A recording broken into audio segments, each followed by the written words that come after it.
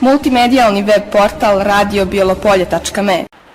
Uvaženi slušalci, dobar dan. Na talasima ste radija Bijelo Polje, pratite novo izdanje emisije Bestseller Refestikon.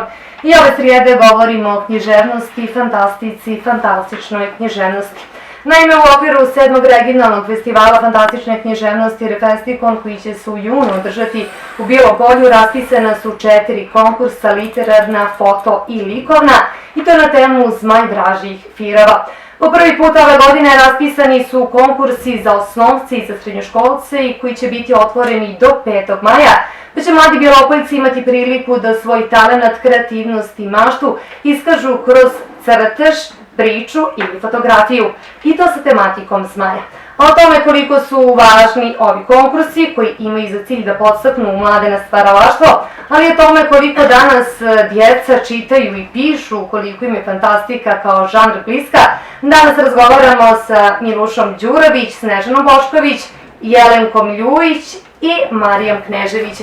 Prije svega, dobar dan, dobrodošli. Dobar dan, hvala na pozivu. Eto, u okviru ovog serijala, kao što sam i u samoj najavi kazala, zapravo govorimo o fantastičnoj književnosti. Današnja emisija nekako možda malo drugačijeg formata, eto prilika da kroz današnju priču možda i podstaknemo naše osnovce i srednjoškolce da počnu da pišu, da stvaraju, ali naravno prije svega i da čitaju. Kao što sam i u samoj najavi kazala, dakle, raspisani su konkursi, eto po prvi put ove godine imamo konkurse za osnovce i za srednjoškolce, i eto da upravo od vas koje nekako i radite sa djecom, koje ste u svakodnevnoj komunikaciji sa njima, da čujemo koliko je zapravo važno da djeca čitaju, pišu i da se zapravo prijave na ovaj konkurs. Inače ćemo da krenemo od vas. Može. Pa evo, kao što ste u samoj najavi rekli, djeca su blagovremeno obaviještena o svim ovim konkursima, predstavljen im je i tematika, znači tema im je predstavljena, a i na neki način su od nastavnika maternjeg jezika dobili instrukcije kako bi mogla da izgleda jedna priča. Ja radim u osnovnoj školi Dušan Korać, predajem 2 odjeljenja 7. i 2 odjeljenja 9. razreda. 9. razredi su malo ostali pošteđeni u ovom prvom periodu. Kao što znate, danas im je počela eksterna provjera znanja, tako da ćemo njih malo osloboditi do kraja ove sedmice, dok se završi to nacionalno testiranje, a već sljedeće sedmice će i oni ući u ovu priču i uzeti malo aktivnije učešće. I eto, kakav je bio njihov prvi utisak kada ste im zapravo saopštili da su raspisani konkursi, kada ste im saopštili koje je to teme i saopštili da se zapravo radi o fantastici? Pa kako u 7. tako i u 9. razredima primijetila sam jednu vrstu oduševljenja, jer polje mašte, polje fantastike je ujedno i polje u kojima se djeca najbolje snalaze. Ujedno su polja, znači, kojima se djeca najbolje snalaze. Nešto što smo imali prošle godine za temu jednog pismenog zadatka jeste: kada bih bio nevidljiv, šta bih uradio. Znači, ne možete da zamislite koliko su bili maštoviti njihovi odgovori. Eto, vjerujemo da će ova tema biti podjednako inspirativna. Snežana, fantastika zapravo jeste najslobodniji žanr i svakako da daje nevjerovatne mogućnosti. Evo, ovogodišnja tema Zmaj.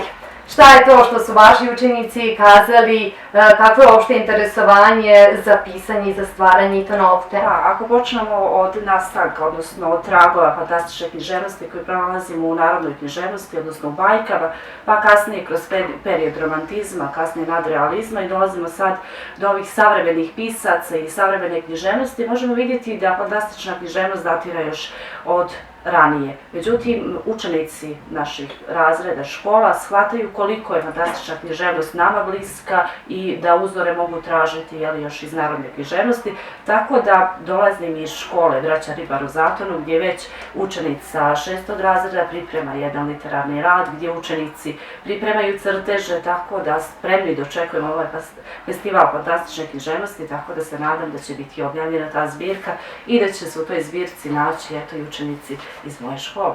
Eto, svakako da će najbolje priče biti objavljene u toj festivalskoj zbirci, što će, vjerujem, posebno obradovati djecu koje pišu i stvari, i zaista će to biti, ajde kažem, njihov možda prvi veći korak u tom svijetu književnosti.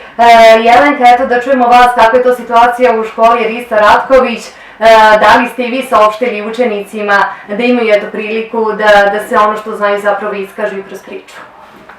Hvala vama na pozivu i prije svega da pozdravim vaše slušalce i jako lijepa emisija, nekako je svežina, čini mi se, na našim prostorima, ne samo Bijelog Polja, nego uopšte Crne Gore. Ono što je negdje vidljivo bilo na sam pomen fantastične književnosti je u mojim razredima, to su 7., 8. i 9. je da su djeca jako dobro prihvatila temu. Zašto? Sad, postavlja se pitanje koliko djeca danas, u 21. vijeku, kad smo svi mi negdje pobornici društvenih mreža, kompjutera, modernih tehnologija uopšte, imaju vremena, uslovno rečeno, za čitanje i za pisanje, ali teme iz fantastične književnosti su teme koje njih isključivo zanimaju. Dakle, ja radim s različitom grupom, odnosno uzrastom učenika i samim tim sam u prilici da vidim, da oslušnem, da čujem jasno njihove želje. Najbolje odrađeni časovi su upravo časovi koji su posvećeni fantastičnoj književnosti. Zašto je tako? Pa zato što smo ih natjerali mi, isključivo mi, da prebrzo odrastu. Djeca su uživala u bajkama, a mi smo im predočili svijet odraslih i oni se zato rado vraćaju fantastičnoj književnosti. Sad nekako ne mogu da ne pomenem, naravno odgovorit ću i na vaše pitanje kako sam predstavila uopšte vaš festival u našoj školi, ja nadam se da ćete uskoro doći i promovisati isti.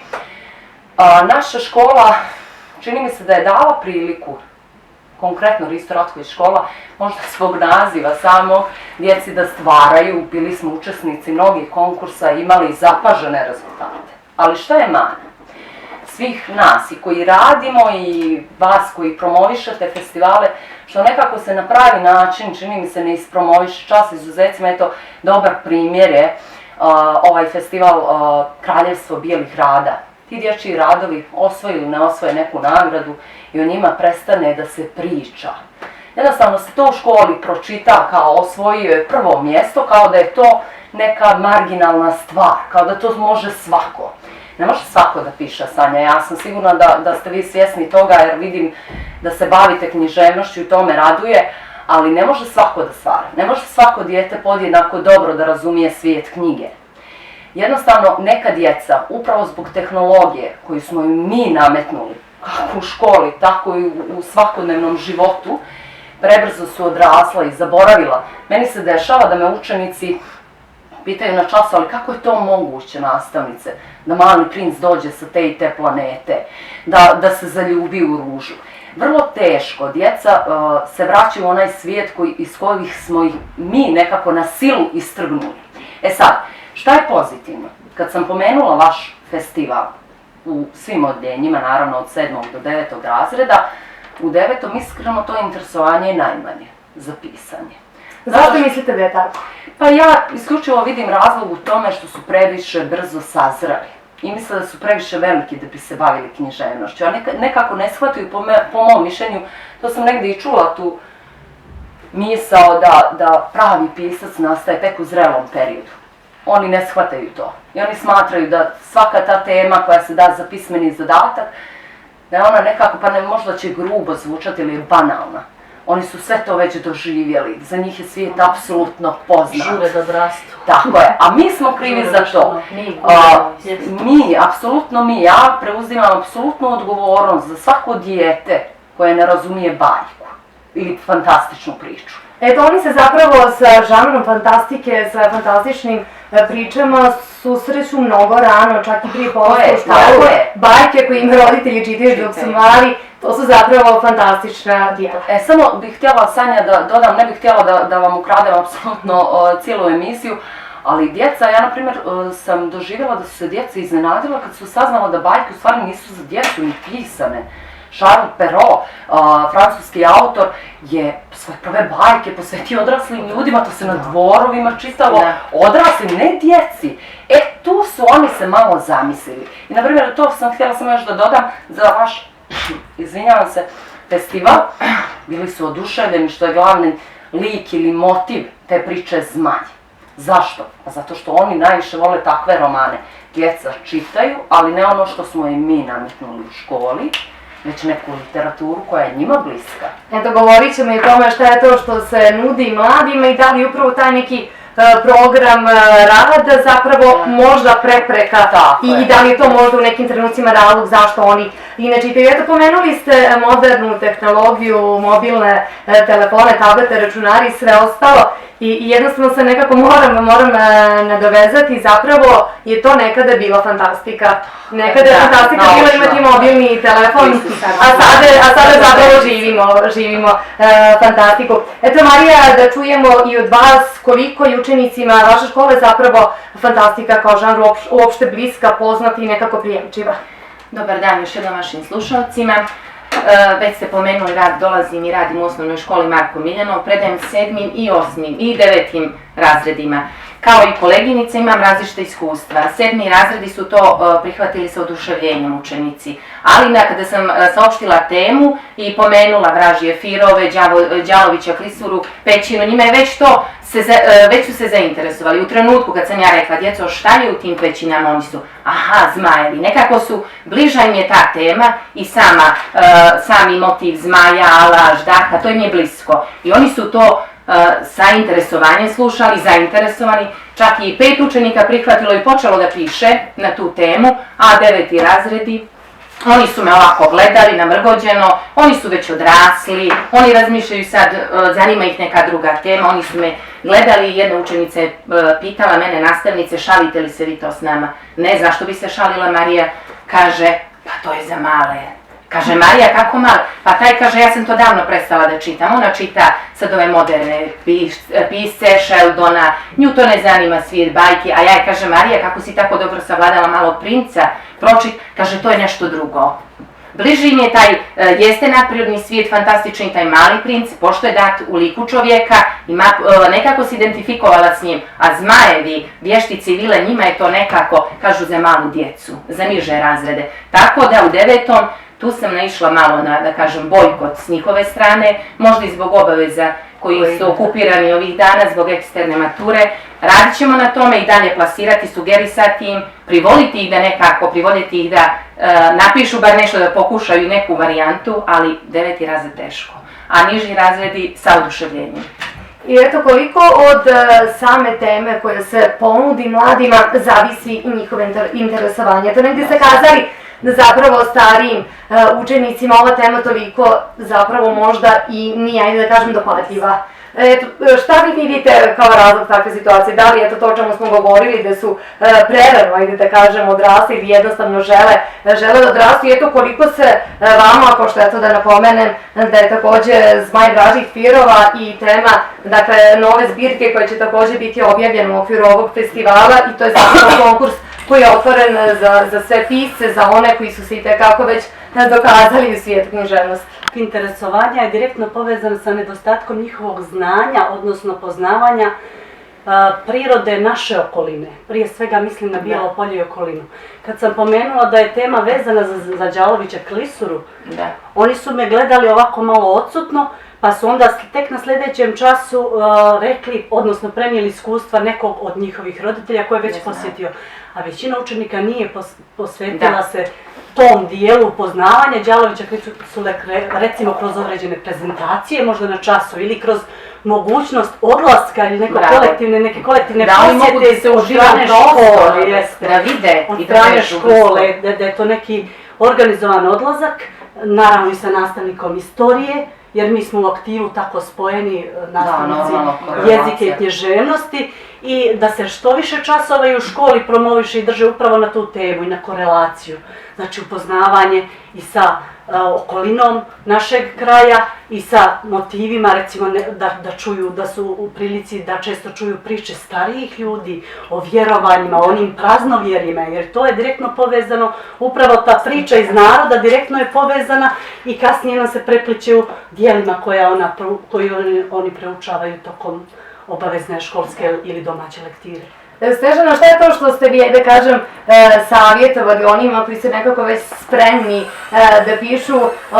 Neki su na početku kazali da je zapravo fantastika i najslobodniji žanr i oni mogu zamisliti Zmaja onako kako bi oni željeli. Šta je to što su oni pitali, a šta je to što ste im donekle možda i vi sugerisali? A pošto ja imam učenike iz 6.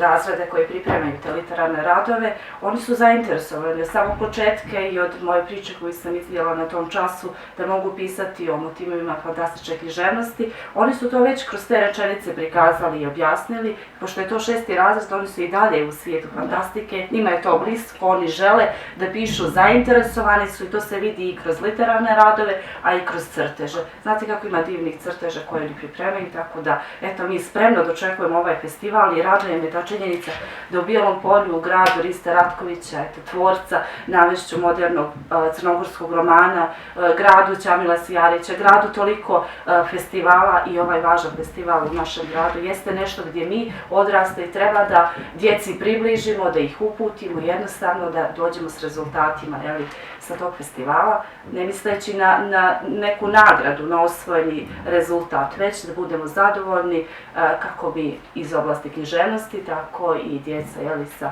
sa maštom, sa kreativnošću, a to se sve postiže kroz rad, kroz vježbanje. Evo navešću i primjer pisanja tih pismenih vježbi, pismenih zadataka, gdje djeci kad se približi tema i ta tema se definiše onako da njima bude bliska, oni lijepo pišu. Budu to lijepe, kreativne rečenice. Evo, nedavno je bio taj konkurs za najljepše pismo. Znate kako su lijepo pisali i ostavili baš onako jedan značajan trag u tim rečenicama i u tim pismima, nešto što je zaboravljeno.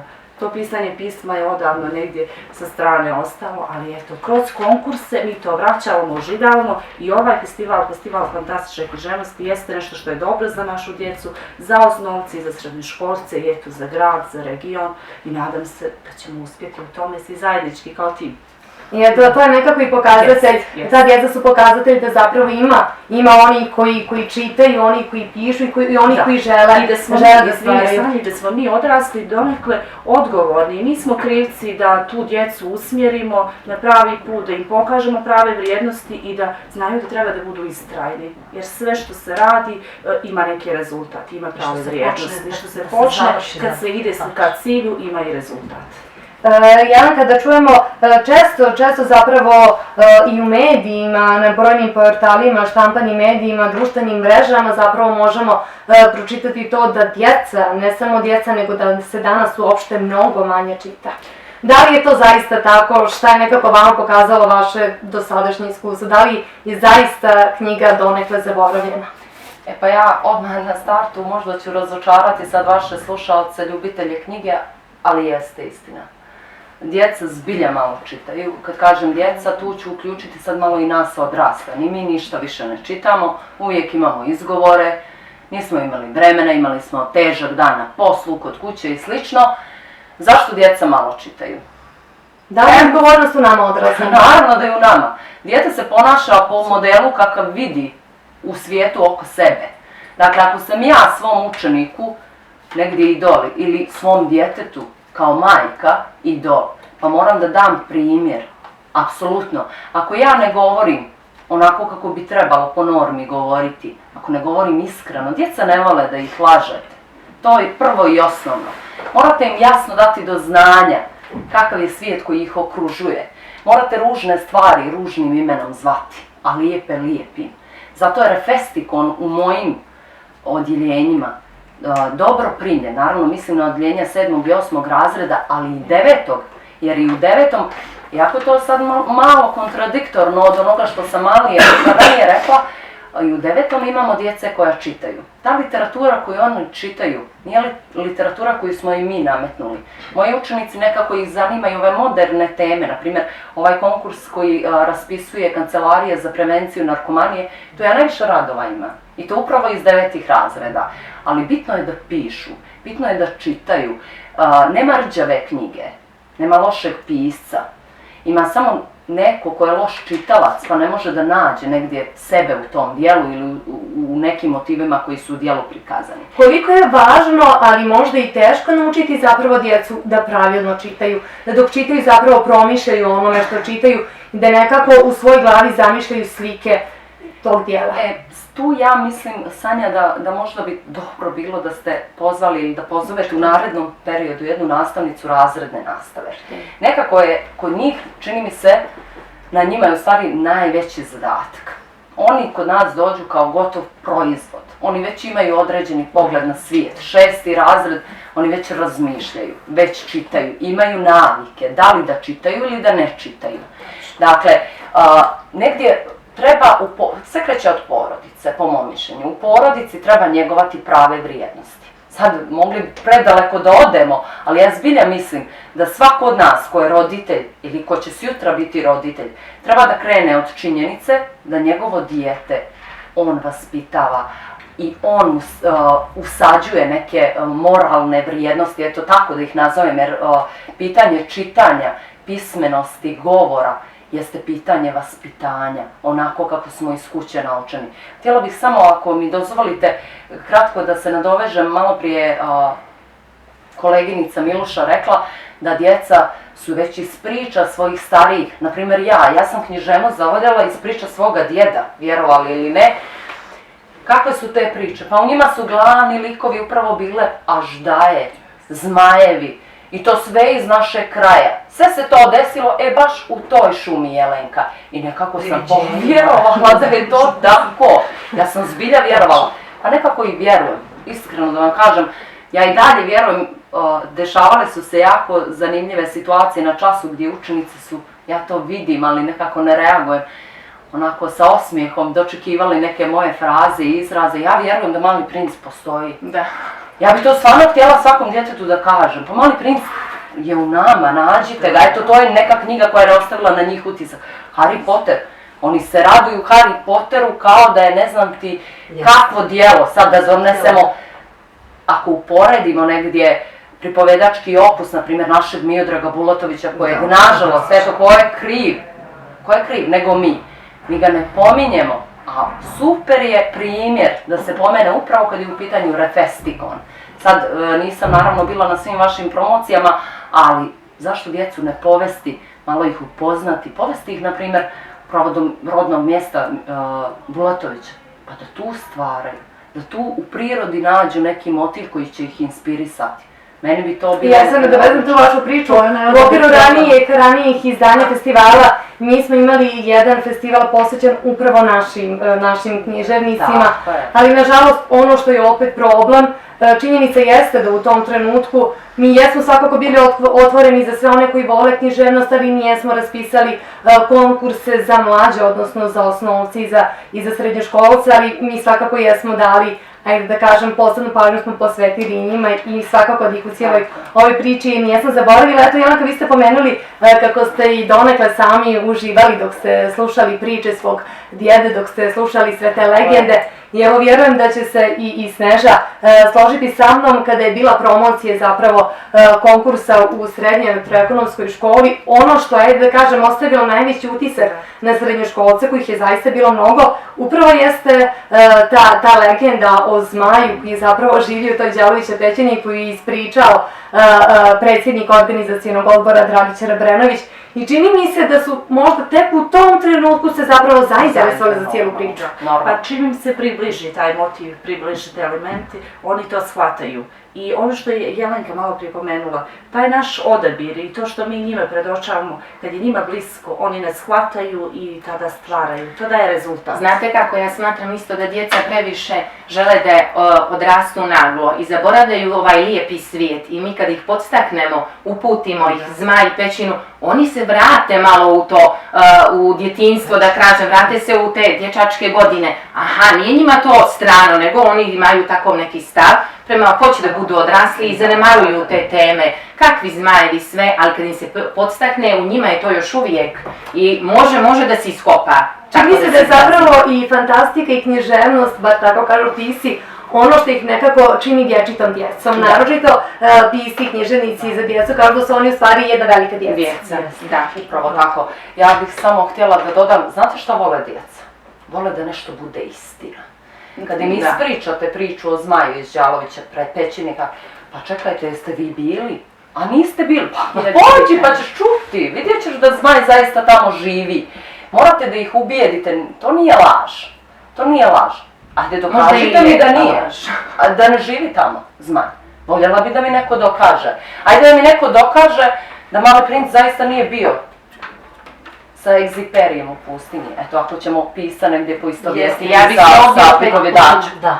Dakle, morate im malo istine dati. Oni vole istinu. Pa ovo što je nadovezala bih se, što je koleginica Miluša rekla, da se povedu, da vide, povezuju prostor sa bićem. Oni ne znaju da mogu da zamisle prostor pećina, kako izgleda unutrašnjost. Kad bi ih doveli, aha, vidjeli bi oni tu svašta, možda i nacrtanog Zmaja, prikazalo bi se od tih figura, ali to je spajanje prostora i motiva, što oni su tu, da kažemo, zakinuti, uskraćeni za to da vide taj prostor. I opet dolazimo do toga da odgovornost ostaje na nama. Da smo mi ti koji treba da pokrenemo tu priču, da organizujemo sve to, da korelacija bude istrajna, što je i najvažnije, i to će raditi saradnja sa ostalima u školi, znači sa ostalim predmetnim nastavnicima, jer vi sigurno znate da na nastavnicima maternjeg jezika počivaju sve organizacije u školi, i dana škole, i bilo koji festival da je u pitanju, učešće na literarnim konkursima, znači sve od nas nekako polazi. A mi bismo bili mnogo srećni, naravno, nekada bi to sve pripadalo nama kao teret, nego kao jedno zadovoljstvo. Da nešto naučimo i od kolege, da nam kolega da predlog za nešto, pa da, recimo, nastavnici geografije. Ali ne treba da čekamo mi nastavnike koji će to da pokrenu. Evo, mi ćemo uzeti u obavezu da ih podstaknemo na to. Su uključeni. Evo da i ova emisija zapravo ima za cilj isto to.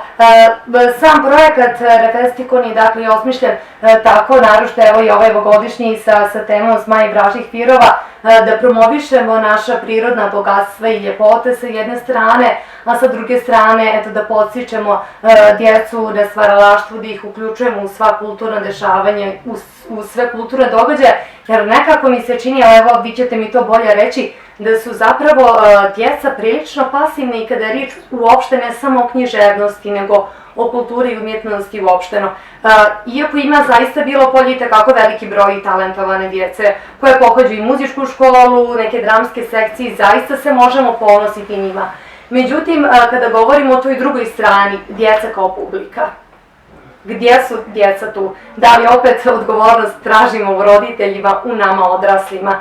Koliko je možda i donekle poremećen sistem vrijednosti doveo do toga da zapravo nema djece koja su apsolutno raspoložena da dođu i da odgledaju neku predstavu, da dođu i poslušaju jednog pjesnika kako izgovara svoje stihove, već će to sve vrijeme utrošiti na igranje nekih video igara ili slično. Upravo to je i problem, znači današnjice, ovog novog vremena i evolucije svih tehnoloških dostignuća, da se djeca manje posvećuju onom očiglednom, znači posjetom jednoj pozorišnoj predstavi na uštrb vremena provedenog za kompjuterom ili za tabletom ili kako li već šta je ko u mogućnosti da koristi.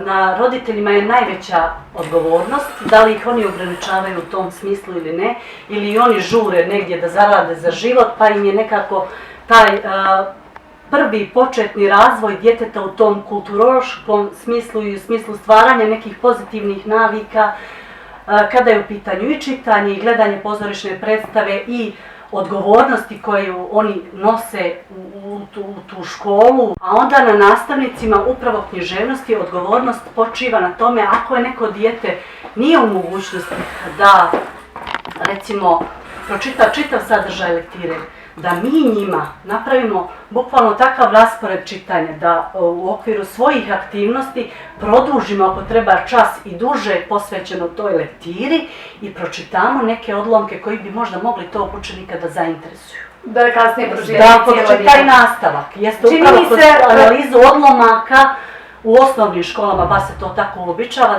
da se radi, da kroz analizu odlomaka probudimo u njima interesovanje da pročitaju djelo. Ja bih se ovdje nadovezala, meni se čini da upravo ti odlomci nekako nisu dobri. Njih ne zainteresuje ih, tu se njima prestaje priča i oni pitaju šta je bilo. Ja kažem, djecu uzmite, pročitajte odlomak, kako mi da nađemo da čitamo i tu se prekida, da smo mi cijeli možda pročitali priču, pripovjetku, to bi nekako oni drugačije doživljali.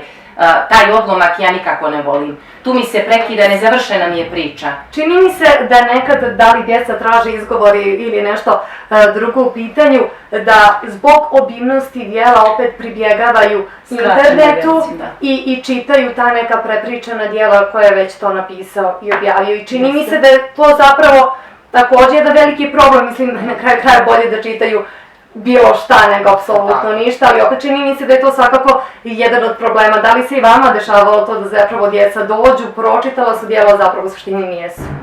Naravno da se dešavalo.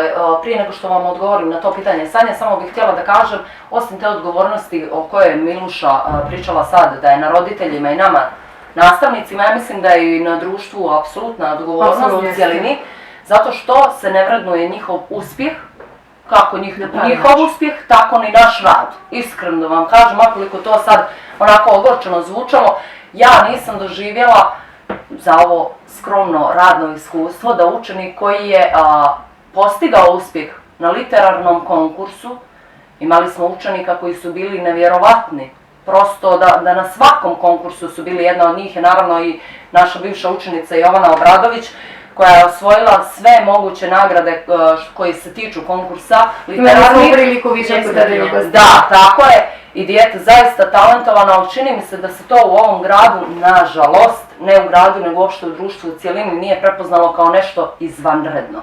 A treba.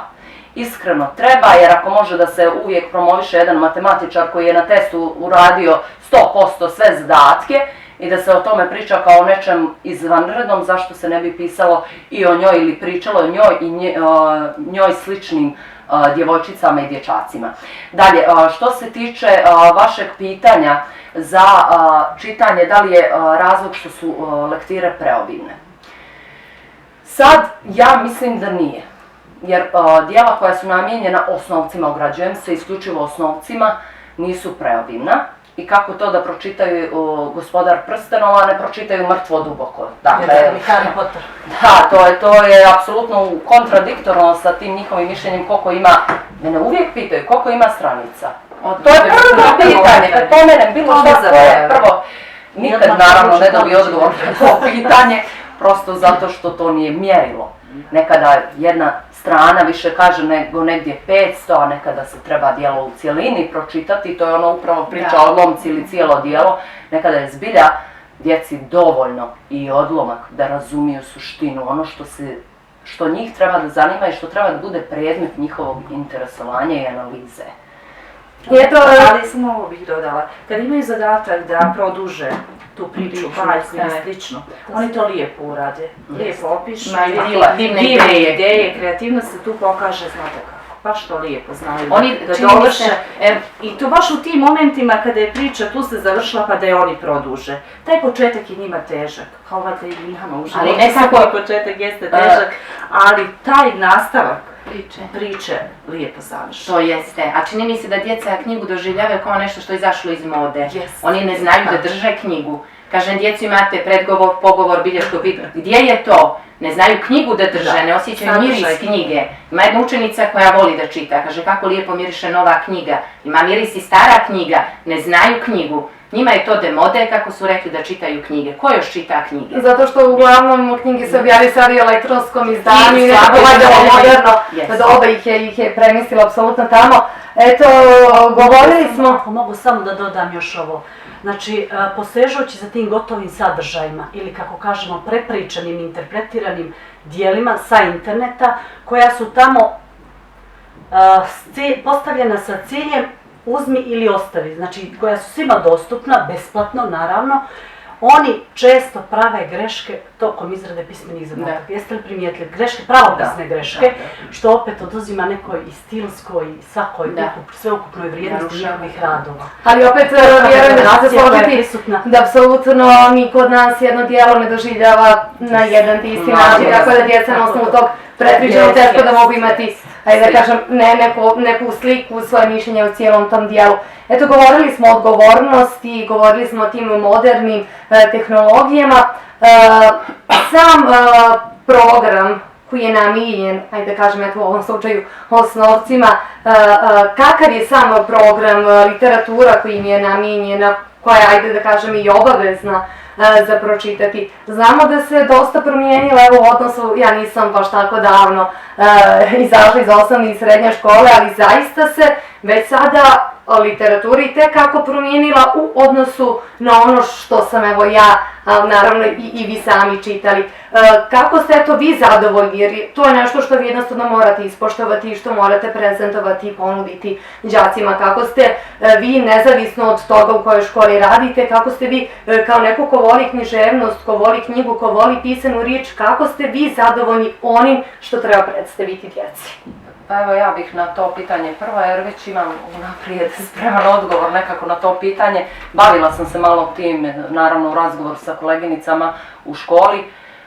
Imamo dobru komunikaciju na nivou opštine, čini mi se što se tiče nastavnika maternjeg jezika, dobra komunikacija i uvijek razmjenjujemo mišljenja, što je za pohvalu. Eto da i nas pohvalim. Ali, šta se dešava? Ja mislim da u 9. razredu iskreno predmetna knjiga je malo neprilagođena djeci. Malo prije smo pomenuli Čeda Vukovića, oni u 8. čitaju Čeda Vukovića pa u 9. opet, ali Mrtvo duboko je tematika koja njima nije bliska, hvala Bogu da nije, ali nije ni pripovjedanje, odnosno ta personalna pripovjedačka situacija uopšte prilagođena djeci. Ima tu još dosta primjera iz književnosti za tekstove koje negdje, primjer Starac i more. Ja sam doživjela da me učenik 9. razreda prije nekoliko godina, to je ujedno i generacija koja je nekako najveći utisak na mene ostavila, pitali nastavnice, čekajte, vi ste toliko o nama pričali o Ernestu Hemingwayu i uopšte o kao njemu, kao pisu koji je dobio Nobelovu nagradu, za ovo dobio Nobelovu nagradu, pa čitav dan je i noć pecao i posle moje pojele ribu. Zato što je on dijete. I za mene je to bilo dovoljno. Ja sam bila oduševljena tim, baš tom konstatacijom učenika. Zašto? Pa on je pročitao djelo, vrlo pažljivo, a on to djelo ne može da razumije. Ne može da ga razumije, on nije zreo još uvijek dovoljno da razumije. Koliko zapravo takve situacije, ajde da kažem, mogu dijete odgurnuti od književnosti? Da li zaista može, ajde da kažem, kreirati mu neku negativnu sliku, možda bojazan da će uzalud čitati, a da neće razumjeti? Naravno da može, to se i dešava, čini mi se, sad 9. nije to samo razlog što se ne čita u 9. razredu, ali jedan od. Na primjer, ja dobro motivišem, ja sam, to odljenje je bilo onako malo i problematično, naravno gradska škola u pitanju, djeca su prilično živa i nezainteresovana za književnost i ja to stvarno i poštujem i razumijem, ali ne mogu da shvatim da nakon takve jedne motivacije, kad vam pročita od 27 učenika, toliko ih je bilo u razredu, svih 27, to je bilo i jedinica, nažalost ja upisujem nekad jedinice i petica, apsolutno svi pročitaju, ali ne razumiju to što su pročitali. Dakle, tu pravimo grešku. Zašto im ponuditi nešto što mogu svakako u srednjoj školi odraditi? I radi se, obrađuje se. Tako je. Nije prilagođeno baš izbor i određene lektire koje smo mi prinuđeni da njima plasiramo i da obrađujemo, nijesu, ne odgovaraju njihovoj dobi. Šta je to što vi kao profesori možete uraditi u smislu uputiti neki zahtjev, molbu, žalbu, kako god nešto ministarstvu, prosvjete, da li ste već razgovarali o tome, pošto ste kazali da je komunikacija itekako dobra, da li je to već postoji mogućnost da na taj način vi nešto donekle uradite i za djecu? Naše programske knjige su novijeg datuma, ali ja mislim da ima prostora za promjene. Ima tu dosta dijela. Znate kako, sad da me ne bi pogrešno razumjeli, u svakoj školi se različita dijela i čitaju. Da, zavisno. Sada postoji određeni kanon, to su dijela koje djeca moraju da odrade. Taj kanon, na primjer, po mom mišljenju bi trebalo da se ove malo instance koje su bitnije od nas pozabave kanonom, da vide da li je to dijelo zaista za dijete pisano, da li ga dijete može razumjeti. Jer to su djeca, kakvi s 14 godina, pa mi smo sa 14 godina nešto sasvim drugo radili. Ja ne znam, mi smo se igrali društvenih igara vani, ne za kompjuterom. Dakle, oni su isti kao mi, samo što oni žive u drugom vremenu i hvala Bogu da žive. Tako je i pravilno i tako i treba. Ne treba da im otmemo kompjutere iz ruku i telefone da bi oni sad biva čitali, ne bi. Djeca tako ne prihvataju. Ja imam malo dijete, kad joj nešto zabranim, ne može tako. Dakle, zabrane ne postoje. ni sankcije koje mogu dijete sad da natjeraju, ali možemo da ih postaknemo. Postoje promjene, da promijenimo nešto, ništa zabrane, kao što je rekla Evo kolegica. recimo da se da primat tom psihološkom i pedagoškom pristupu u nastavi nad onim što se tiče teksta, didaktički. Znači, jer to će se stići. Ja uvijek kažem u mojim odjeljenjima, mi ćemo stići to da naučimo. Ako nijesmo ovaj čas to usvojili, ima vremena. Da. Usvojit ćemo na nekom narednom času. Ako dijete nije spremno ovog momenta da odgovara i to dijete, dešava se da djeca sa visokim ocjenama nekada nisu jednostavno spremni, nije im taj dan. Ajmo da ih ne hvatamo na greške, na neznanje, nego i mi nekad odemo nespremni u tu školu, jako to ne možemo da pokažemo, naravno. Jeste, nećemo da priznamo ili smo obavezni, znači zbog etike i zbog svega toga da se ispoštuje. Znači, treba da tu djecu jednostavno puštimo da razviju kritička mišljenja i u odnosu na naš rad i u odnosu na ponuđeni program, pa da oni sami odaberu. A svima nama mislim da je ponuđena ta vrsta slobode, izbora onog operativnog plana, odnosno onoga što ćemo mi tokom školske godine realizovati. Naravno, pod uslovom da smo i duži vremenski period u kontaktu sa djecom, jer situacija je takva u našem gradu da, naročito mi nastavnici materni, ima nas dosta, koji nemamo rješenje za stalno, vi znate šta to podrazumijeva, onda ne možemo u nekom kontinuiranom vremenskom periodu niti da radimo kvalitetno sa djecom kako bismo radili da imamo neograničen vremenski period. Mi smo na nivou škole potakli taj razgovor na nekoj od sjednica prethodnih nastavničkog vijeća, da nešto od sljedeće godine preduzmemo u tom smislu da recimo nastavnik na čiji su se način rada navikla djeca određenih odjeljenja, da ostane do kraja osnovnog školovanja sa njima. I to se pokazalo kao dobro u praksi, jer ta djeca pokazuju najveći... A mogu ja nešto ovdje da imam baš suprotno iskustvo. Iz razloga što se ja vežem za tu djecu, ja izgubim svoju objektivnost. Ako ih pratim, 6., 7., 8., 9. razred, ja sam već izgubila objektivnost, ja sam subjektivna. Ja znam, ona je nekad znala, ja ću joj preći, ja ću joj prihvatiti tu njenu grešku, daću 5. Ja gubim subjektivnost, govorim u svoje lično ime. Ja želim to da promijenim. Prilagođavanju, nekako nas više obavezu da se mi prilagođavamo trenutnom znanju ili ako je učenik popusti, učenica popustili u izvršavanju nekih obaveza, ako nijesu konstantne, da mi primjećujemo te promjene, nego li što će dijete primijetiti promjenu nastavnika, jer njima treba najmanje mjesec dana da se adaptiraju na određene uslove rada. Jer u taj mjesec dolazi lektire, šta ona traži iz lektire, a šta ovaj traži iz lektire, kako ovaj, da li gleda dnevnik čitanja, meni su prvo postavili, da li ova traži dnevnike čitanja. Šta je to? Eto, donekle ono što se čini smo se svi složili jeste da apsolutno djeci treba prići na jedan prijateljski način, ništa im nametnuti, već uputiti, zapravo otvoriti im svijet mašte u kojem će oni nastaviti na jedan način da žive i to kroz djela. Snežana, šta je to što vi govorite djeci kada je riječ o čitanju? Koliko im zapravo čitanje može, ajde kažem, otkriti taj neki novi svijet, koliko zapravo razviju svoju ličnost, koliko zapravo im mijenjaju način razmišljanja nakon svakog pročitanog djela?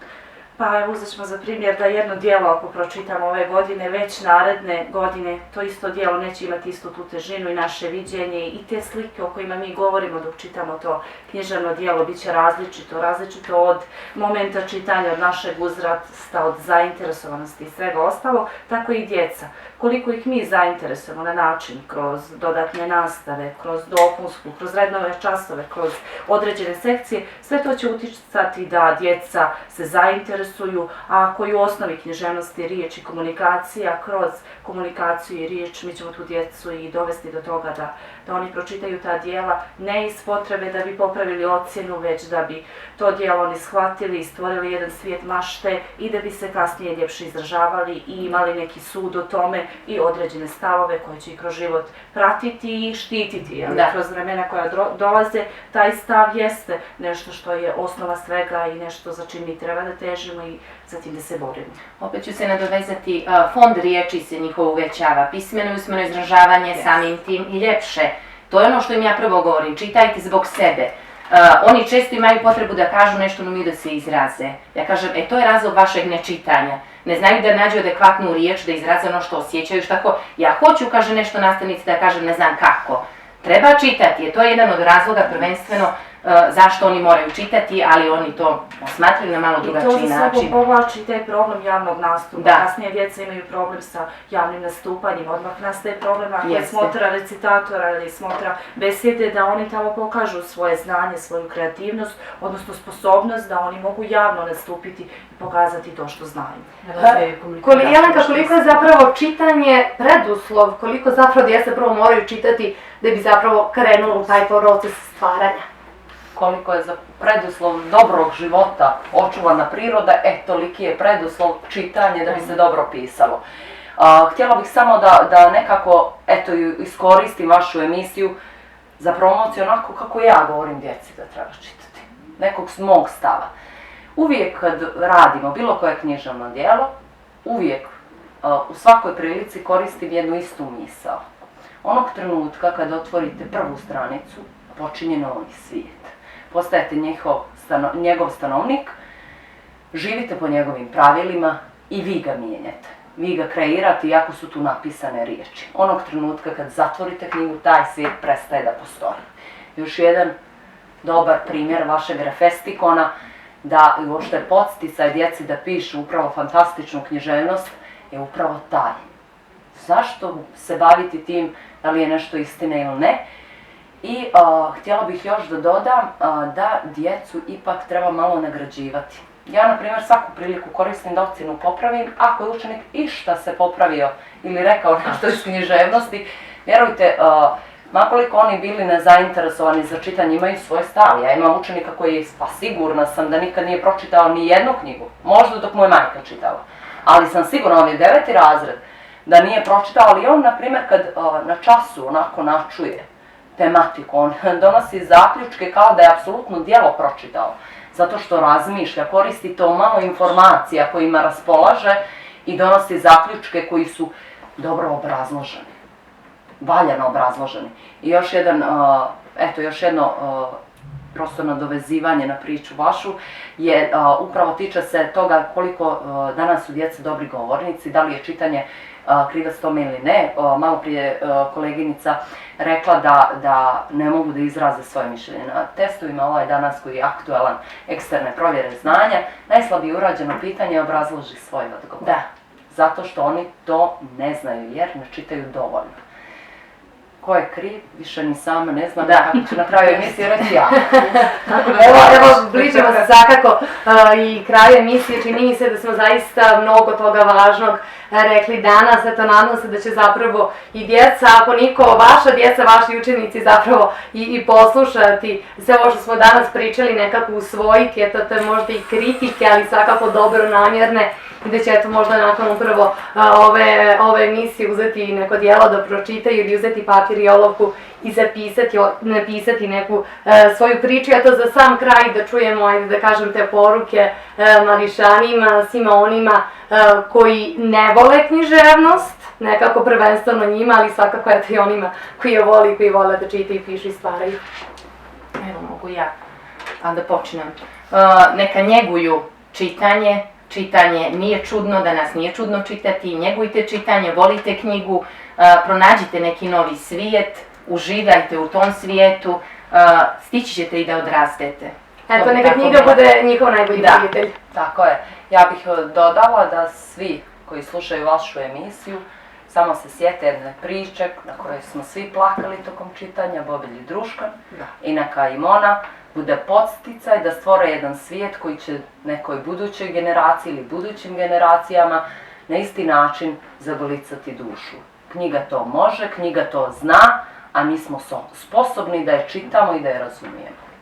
Snežana, vama hvala što njegujete ovakav jedan projekat, ovakvu jednu manifestaciju, odnosno što njegujete festival fantastične književnosti i time nama pomažete, nama profesorima maternjeg jezika i uopšte kreativcima novim koji će stvarati i lijepo pisati, jer je ovo jedan od načina da mi tu djecu podstaknemo da čitaju, pišu, stvaraju i da svi damo jedan doprinos ovom gradu i društvu uopšte.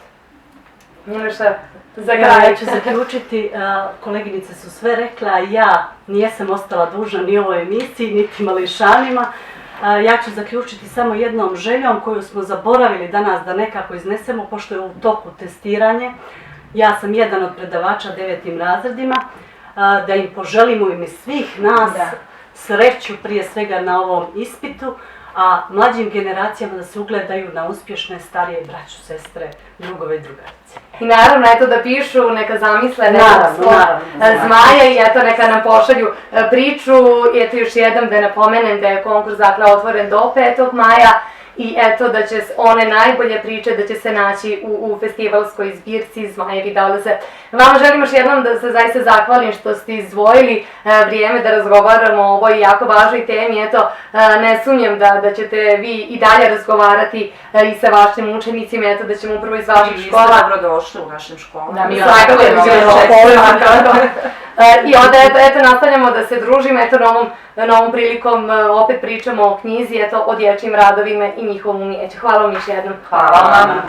Uvaženi slušalci, toliko u ovom izdanju emisije Bestseller Refestikor. Emisiju tonski je realizovala Sanida Kajević, foto i video Vladimir Jelić, moje ime je Sanja Čujović. Hvala vam na pažnji i prijetan dan.